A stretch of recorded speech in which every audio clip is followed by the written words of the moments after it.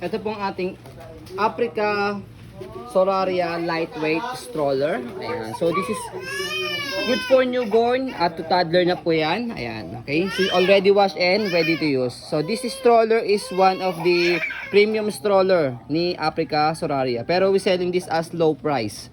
Okay. So ito po yung details po niya one by one. So this is a full canopy, high seated, adjustable and reversible po yung kanyang handle. Okay? So pakita natin sa isa. Ito yung kanyang canopy. So meron siya ditong lock para mag-fit siya. Ayan. Tapos yung kanyang peekaboo, ayan, dalawa. Ito yung design ng loob ng kanyang peekaboo. Ganda.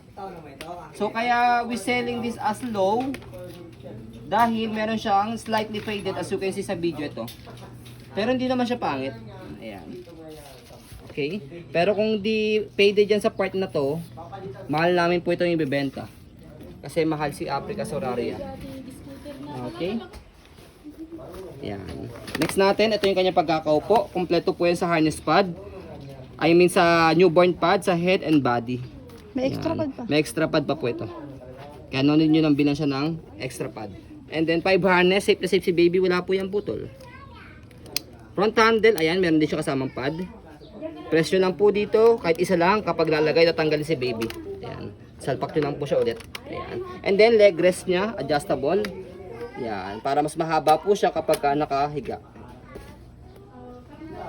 Ayan. Tapos, as you can see, meron siya dito 3 butas for newborn, toddler, and kids. Depende po sa laki ng baby po ninyo. Ayan. Okay, flat na flat po yan. Next natin yung footrest niya, tapakan ng paa. Tapos yung gulong niya, ayan, by tools. And then meron na rin po siyang stopper sa harapan kapag naka-reverse yung handle. Ayan. Tapos yung kanyang body frame, hindi po yung kinakalawang kasi aluminum po yan. Pakita mo to, Solaria. Tapos sa kabilang side ng body frame, ayan.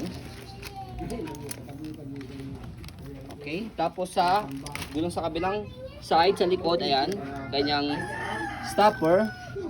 Ganda ito. Ito yung mga ganun stroller, yung aluminum, yung body frame. Wala siyang alawang. Sa likod, ayan, meron siyang basket dito. Extra basket. Extra po yan, ha. Tapos, yung kanyang basket pa rito sa ilalim. Okay? So, handle niya, check natin kung meron siyang tear. Ayan, wala naman siyang tear. Tapos, pinipress po dito sa gray button.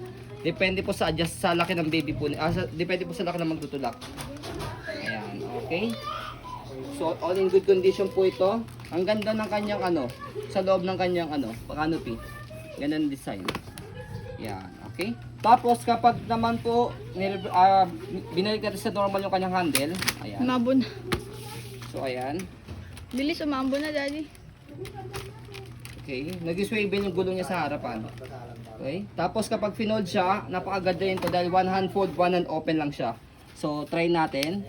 Maambon na. So, pe-press nyo lang po siya. Dito, slide.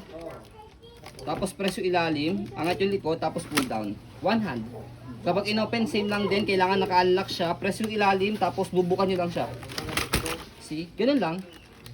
Less hassle sa pag-open saka sa pag-fold. Sayang lang talaga na nagkaroon na siya ng slightly fade dito. Kaya we selling this as low. So ayan po, as you can see, very details po kami. Sa pong pag-video kasi kami siya policy no refund, no exchange. What you see is what you get. So ayun po, maraming salamat. Have a nice day and God bless po.